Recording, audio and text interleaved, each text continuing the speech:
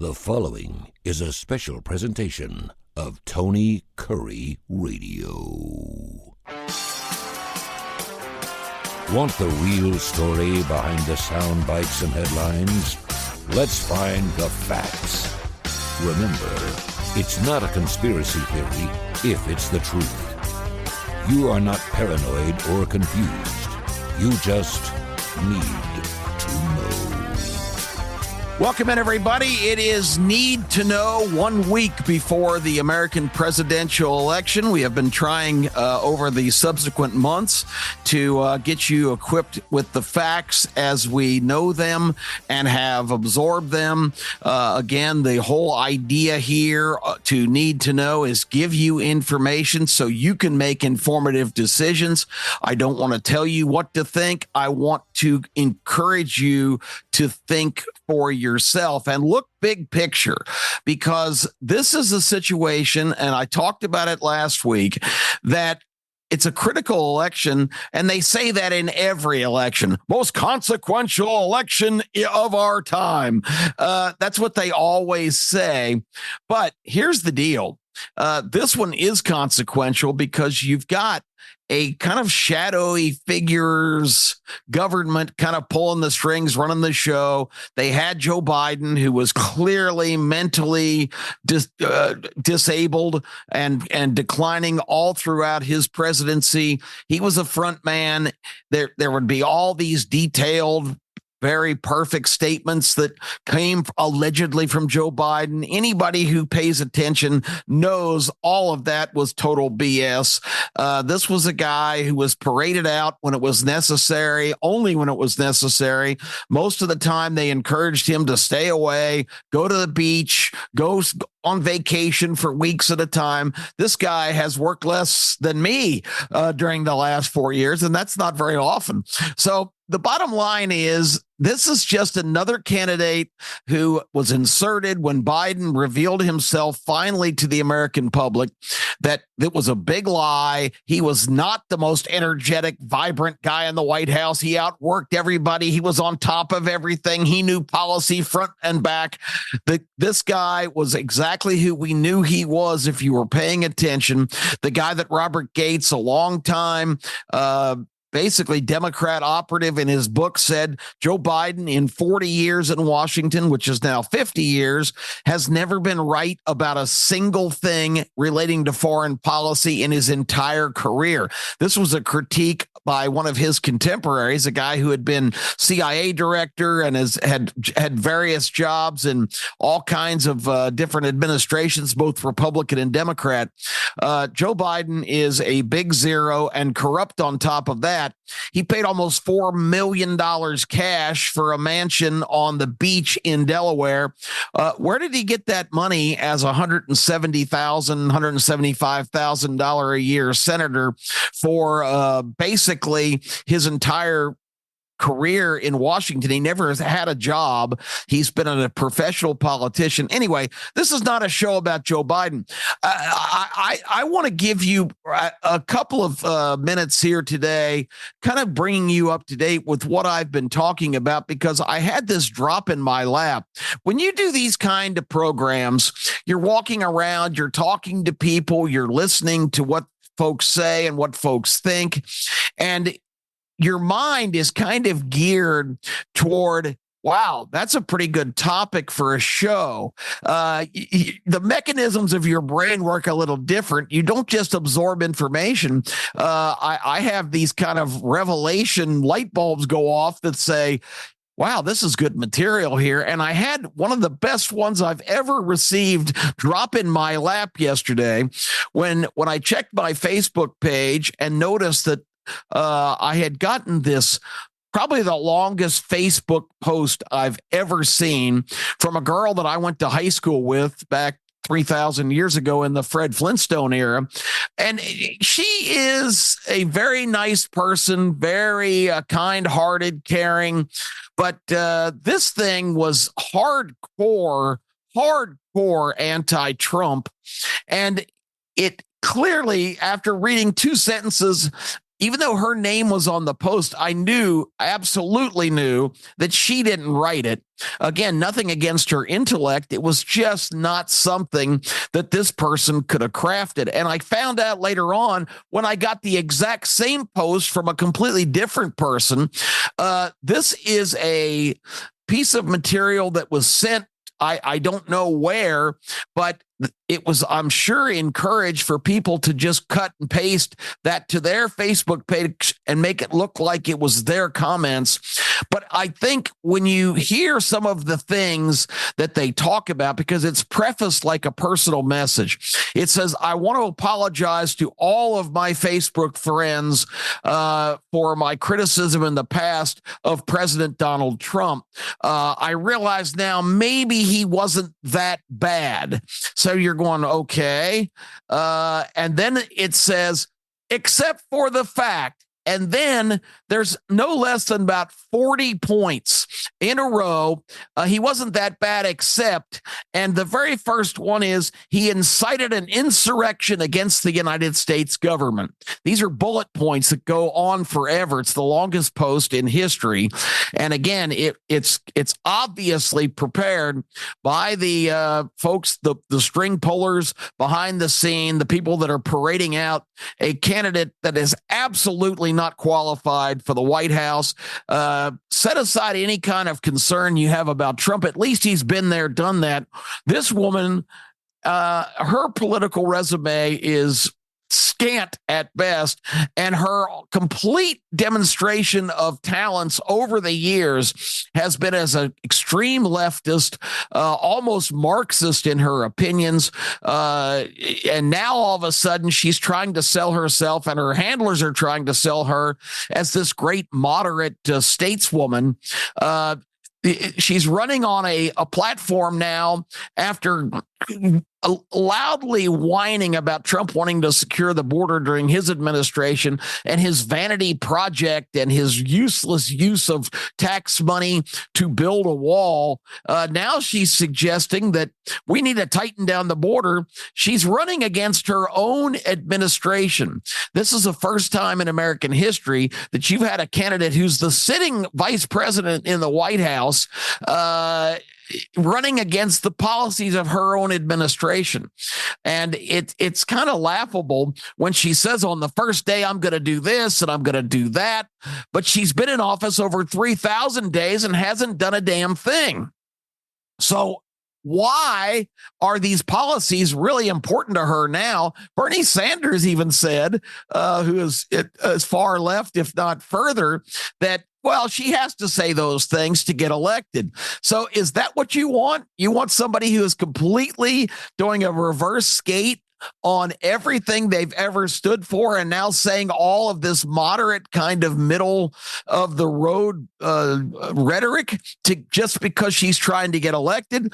Do you think she's actually going to follow through on any of the things she talks about? Do you actually believe these commercials from PACs and from her campaign directly that she wants to make life better for the middle class? She wants to cut taxes and make all kinds of incentives available to people that are struggling.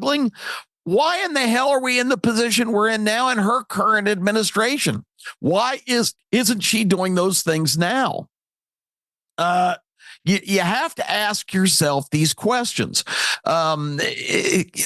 First of all, I challenge anybody listening, when is the last time that any Democrat cut any tax whatsoever? It's completely, it's like a, let's pick a sea animal. It's like a barracuda saying, you know what?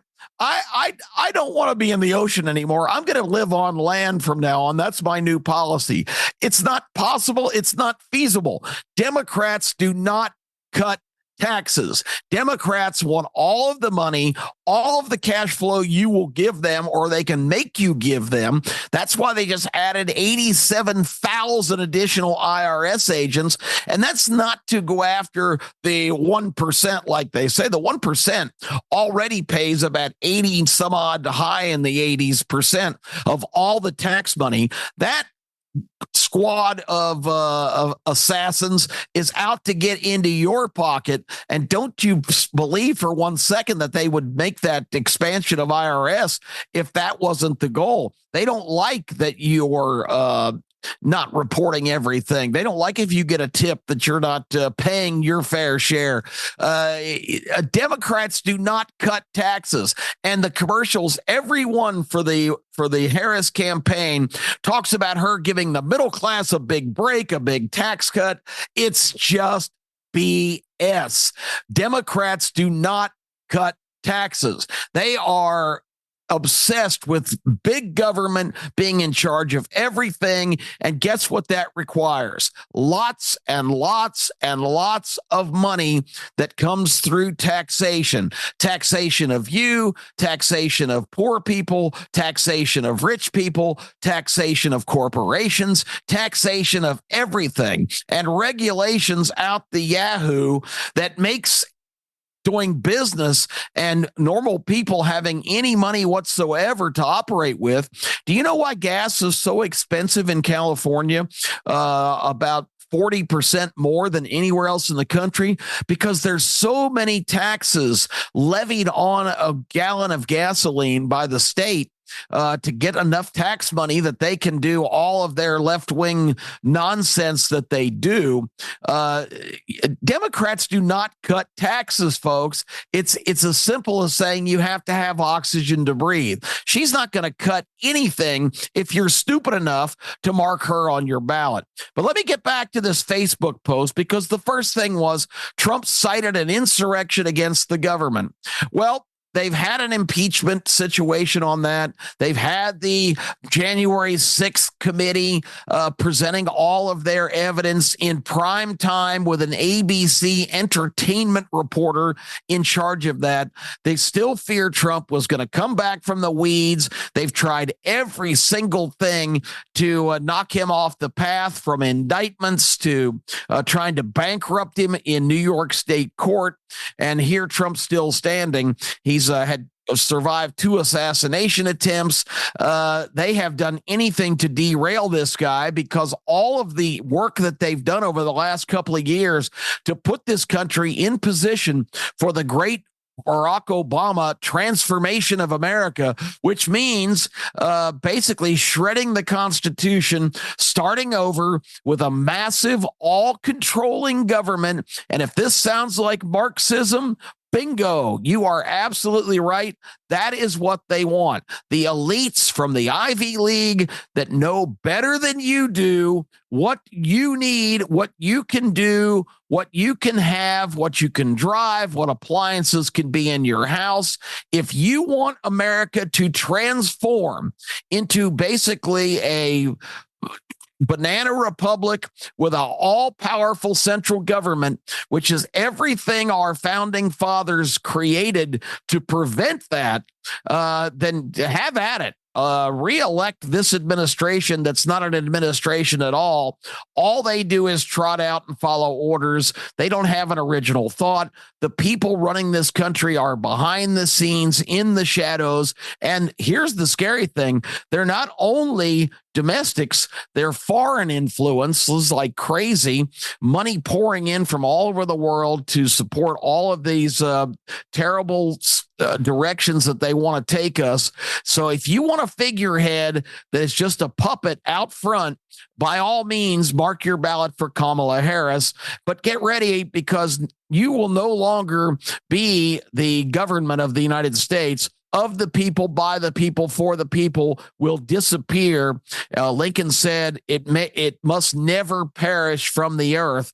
Well, we are on the doorstep. Ronald Reagan always said we're one generation away from completely shredding everything America stands for. And if you think this is Chicken Little talking, you are not correct, because some of the smartest people in the world see right through what's happening, including Elon Musk, who is out campaigning for Trump, not because he's a big Trump fan, not because he's a conservative, a right winger. He's anything but. He is one of the most inspired thinkers and creators that we have had in the history of this country. And Elon Musk realizes that if this is not repaired, that's why he paid $45 billion for Twitter and has transformed it into X. Elon Musk is being very meticulous in trying to preserve what this country's all about, keeping the American dream alive, and most important, preserving the United States Constitution, which these people trample on every day. They talk about Trump being a threat to democracy. They're picking and choosing of the provisions of the Constitution on what to adhere to and what to enforce, or using the Constitution to their benefit on the rare occasions that it fits their agenda. If you believe in your country and your Constitution, there's only one choice in the election, even if you despise Donald Trump personally, which a lot of people do. So he's blamed for the insurrection. If this was an insurrection to overthrow the government, don't you think people would have been armed going into the Capitol building on January 6th? They collected in the mall at Washington. Trump was asked to speak to that group. These were people, regular people, outraged by the election and by the clear inconsistencies. And I've talked enough about that. People still want to argue there's no proof of inconsistencies in the election. Well, the proof is your own common sense. When the four of the biggest swing states, with Trump firmly in the lead on election night around 11 to midnight hour, all four of those, Georgia, Pennsylvania, Wisconsin, and Michigan, all ceased counting. North Carolina also, which Trump ended up winning by just a handful of votes. Well, they didn't calculate right in North Carolina, but they sure did in the other four, because over the next 72 hours, ballots and boxes of ballots started showing up from every corner, allegedly, of their state. And guess what? In all four of those major swing states, which determined the election, all of a sudden, basically 100% of ballots for Joe Biden in the last 72 hours beyond the election have you. That now we have machines that count votes. We've got all kinds of people. You know, ask yourself a question. How in the 1940s, the 1950s, did we calculate ballots and have a winner announced that same night? Now it takes almost a week beyond. Come on, man. This is all just a mess. The whole election integrity issue is a whole nother deal. But these people had legitimate concerns about how that election took place. And the fact that Donald Trump got 12 million more votes than he got the first time and lost. So there was protests.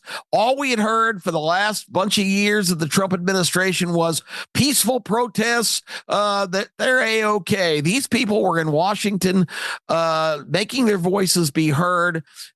Trump, in his remarks, told them to go to the Capitol and make noise and let their voices be heard. At no time in that speech did he tell them to go into the Capitol building and overturn the election.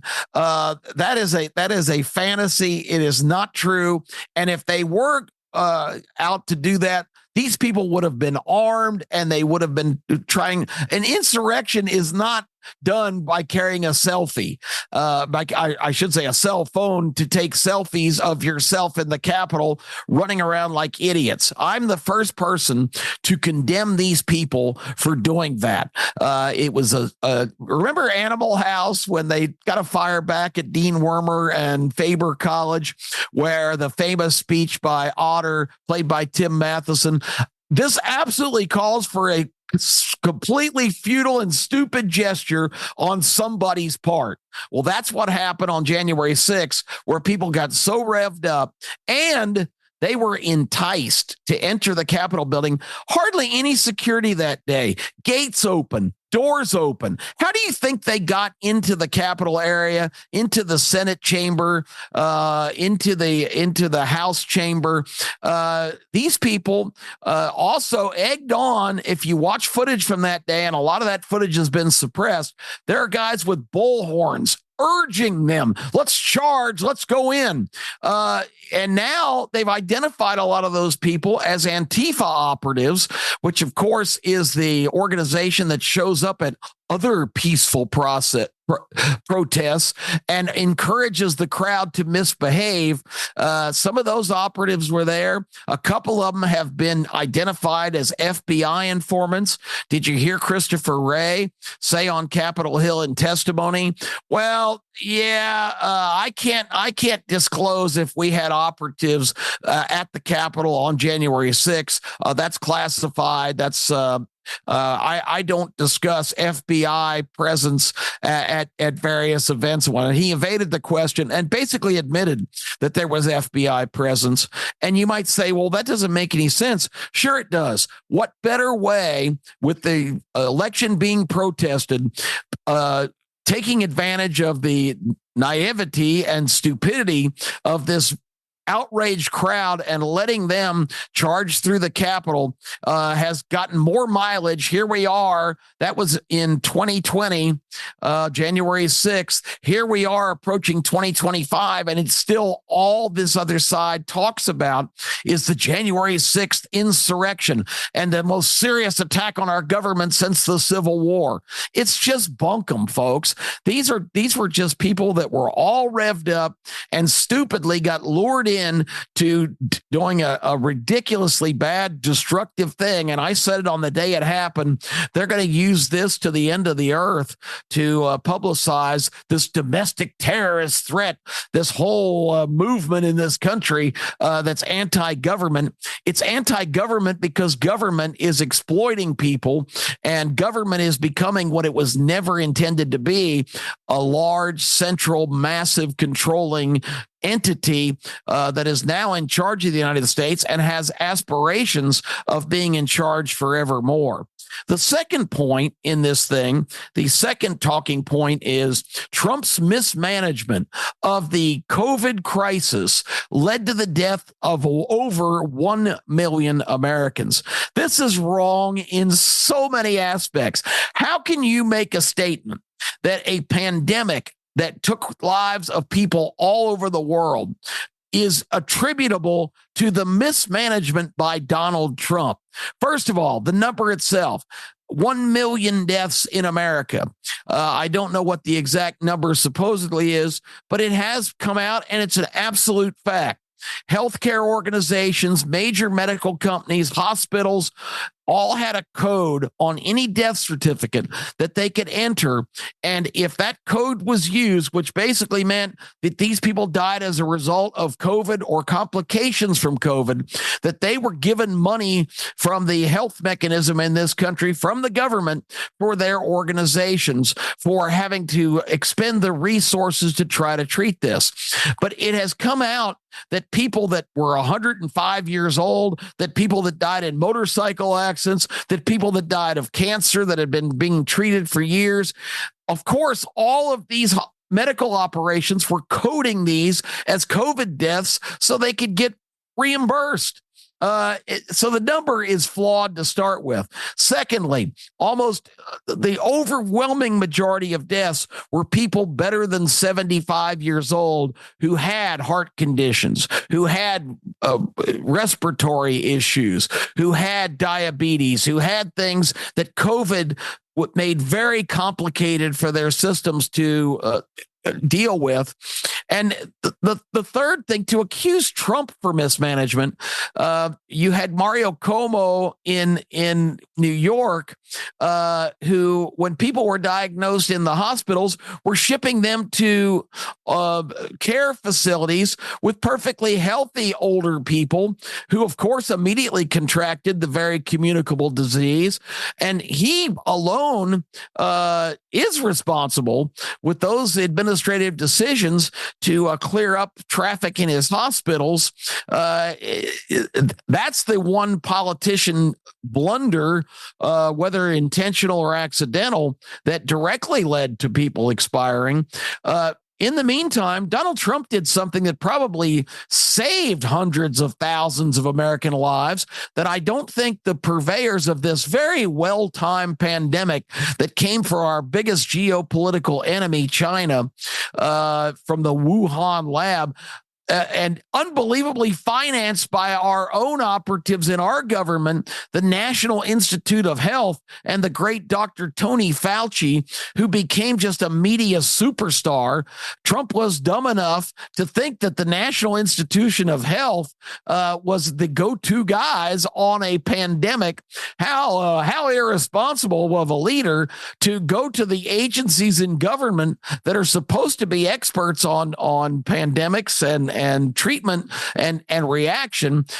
He immediately formed a full-scale task force that was giving updates to the American people every single afternoon. And the long and short of the story is he made a move early on that I think really was not anticipated by China and some of the other people that just by coincidence this disease began. Trump, as soon as China was implicated and the Wuhan lab was identified and the pandemic had reached ridiculously volatile levels in China and in other places people were traveling. Italy was really badly affected at the time. Trump, despite China still allowing domestic flights all over the world, although they were the epicenter of this pandemic, they were not allowing people to travel by air within China. So you couldn't fly from Wuhan to Beijing, but you could fly to New York. And Trump early on, when the first cases appeared in the United States, said no flights from China. Nobody's coming in from any area that's badly affected. Italy got caught up in that soon after, and a lot of other spots in the country.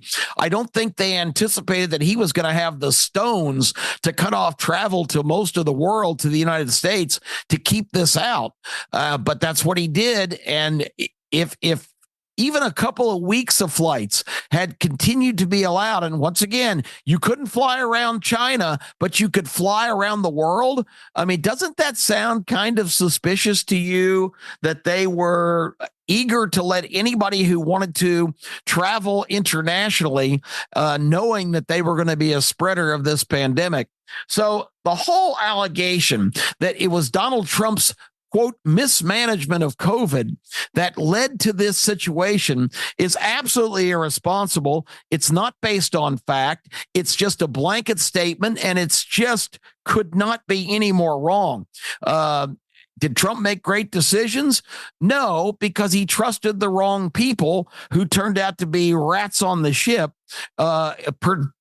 Predominantly Dr. Anthony Fauci, the director of the National Institute of Health himself. There are so many of these. I don't have time to get into all of them, but it's unbelievable. A couple of them was he was impeached.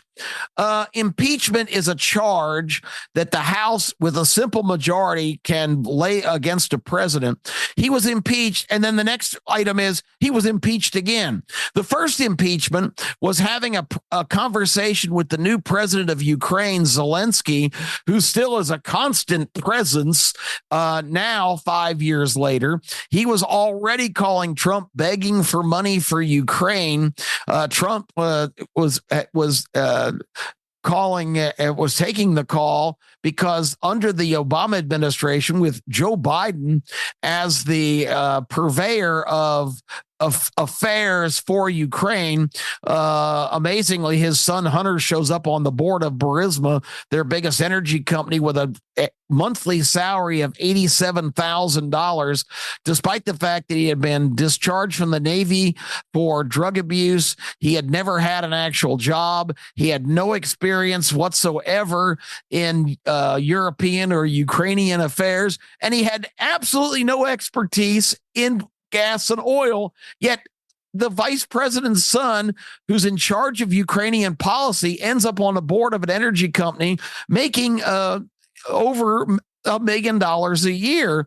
That doesn't sound suspicious. So when Biden emerged as the candidate that was going to run against Trump and Zelensky was begging for money, Trump said, hey, I could really would appreciate if you send me all the files, all the information on the whole scandal. If you recall, the prosecutor in Ukraine, which is the equivalent to the attorney general in the United States, was fired when Joe Biden demanded that he be fired, or the Americans that he controlled in terms of policy were not going to pay them the $1 billion that they had pledged to give them previously. And of course, the government, this was before Zelensky, the president of Ukraine, later that day after Biden made that threat, fired this prosecutor. All Trump wanted was the case file. He wanted to read what the prosecutor had on the whole scandalous situation with Hunter Biden, a drug addict who had no experience whatsoever, the son of the vice president, being on that board. And he was impeached for making that request because they said, well, that's quid pro quo. He was saying, we might give you money if you send me this file. If you listen to the conversation and it's all on tape, and Trump knows it's all transcripted and on tape, he's not going to say, hey, I'm not giving you guys any funding unless you send me the file on this prosecutor being filed and what he had in terms of a case. Trump mentioned that would, he would like to have that information. Of course he did, but it was not part of a deal. You get the money if you send me the file. And that's what they impeached him for, which is absolutely ridiculous. If you're doing business with anybody, government or private or whatever it is, if somebody asks you a favor, you can say, hey, I would really appreciate if I could get that file. It was not an impeachable offense. It's something that goes on every day in government and business. And of course, he was acquitted. Again, people think impeachment means that he had actually done something terrible. It's a charge, and you're innocent till proven guilty, just like in regular courts. And the Senate, of course, absolved him of that because the case was so weak, and you had his own words on tape where there was no suggestion of I'll scratch your back, you scratch mine, quid pro quo, or whatever. The second impeachment was even more ridiculous. It's back to this insurrection nonsense where after he left office, he was impeached, which a lot of people didn't even know you could do that. It was more nonsense. It was still the same with no proof that Donald Trump, and they even tried to trot people out there that it suggested Trump tried to lunge over the limousine back seat and steer the wheel that a Secret Service agent was driving so he could turn the car around and go back toward the Capitol. I mean, the suggestion from a third-party person who wasn't there but heard that's what he did. And we've got a lot of that. You get all these incidents all the time where somebody told somebody who tells everybody that Trump did this or Trump did that. A president's not going to lunge from the back seat and try to wreck the car in a desperate attempt to get to the Capitol to lead an insurrection. And it's just ridiculous. He was quickly impeached. That hearing didn't go on very long at all. So the allegations that he was, quote, impeached twice really doesn't hold much water, but it's the kind of nonsense that's in this. I'm looking at some of these other ones because all of them, and I didn't read them in advance because I wanted to give you my off the top of my head view of so many of these things. But if you come across this with any of your Facebook friends, read carefully each and every one. I'm trying to pick one out to just highlight just further down the list. Let's see. Bob Woodward. I mean, some of these are so dumb that it's just declarations with no fact. And, I got to hearken back to what I talked about back during the previous election, where Joe Biden kind of revealed the whole premise of this movement. We believe in truth, not facts. Okay. Chew on that for a second. We believe in truth, not facts. Look up the definition of truth. Truth is irrefutable facts. These are just ridiculous blanket declarations of nonsensical conclusions that aren't based on fact whatsoever. Used his Twitter account to blast Nordstrom. I can't. The lighting here is blocking my ability to read. Read it for yourself. But listen, know where the source of all this nonsense comes from, and challenge yourself to say that doesn't make any sense. The whole allegation that Donald Trump's mismanagement of COVID killed 1 million Americans, if that doesn't resonate right away, because as an administration they tried to do everything. Oh, I remember another one that I saw just beyond that, and that a factoid was Trump had the worst jobs report in the history of United States presidency. Well, he was in the midst of a pandemic, and all of his advisors and all of these blue states completely shut down all industry and business in their states. And of course, there was massive unemployment. It's just like the claim by the Biden administration of all these jobs they've added. All they did was benefit from numbers where people went back to work after all this pandemic stuff ended. All of this is so factually unsupportable that if you read this, if you have a Facebook friend that posts it, read one. To ask you to read the whole thing is really asking more than anybody with any intelligence wants to do, because you just don't have time. This thing is longer than the Constitution, but it's just so based on just declarations that are not fact, that are not truth, because truth is based on facts, and these are based on anything but. So that's enough ranting for today. It's a clear-cut choice. If you hate Donald Trump, you still have to really consider the implications of voting for Kamala Harris. If you hate Donald Trump, just this is going to be appalling to people. But if you don't like your choices here, don't participate. Voting on the lesser of two evils is a lot to ask as well. But consider my points of the last couple of weeks. This is not Republican versus Democrat. This is not some run-of-the-mill election. This is dark forces who want to take our country in a completely different direction against a president who's running for office who may be objectionable and unlikable, and people, I think in this thing it says he has lied more than 40,000 times. Of course, it doesn't name a single lie that he's told. And I'm not saying he hasn't stretched the truth or lied. I'm just saying somebody's counting 40,000. Where do they get that? It's just beyond comprehension, the allegations in this ridiculous document, which is created so people will post it, and you think it's one of your friends trying to make an argument against Donald Trump. It's not that at all. It is the most biased campaign doctrine I've ever seen, and it needs to be summarily rejected. Make a decision on your kids and your grandkids and future descendants, because their well-being is threatened by this election. Because if these people get another term, despite making prices go through the roof, despite basically outlawing all American energy, which is the lifeblood, literally, of a strong economy, the allowance of almost 20 million illegal people coming into this country and exhausting our resources, and they're trying to fast track them to citizenship, and a lot of them are on voting rolls already.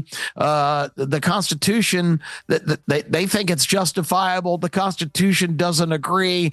The law is clear cut. American citizens are the only people eligible to vote. Yet you've got the Department of Justice now suing states that are trying to take people that are declared aliens, that are non-citizens, off ballots. They're trying to stop that. What justification could possibly be for that? Look a little deeper than the surface. Don't accept just blanket statements. Demand facts. Think for yourself, and you'll make the right decision. I'm Kip Keefer. That's what you need to know. Back next week with more. Election week next week. Think long and hard, think for yourself, and make the decision that's best for you and your family. This has been a special presentation of Tony Kurre Radio.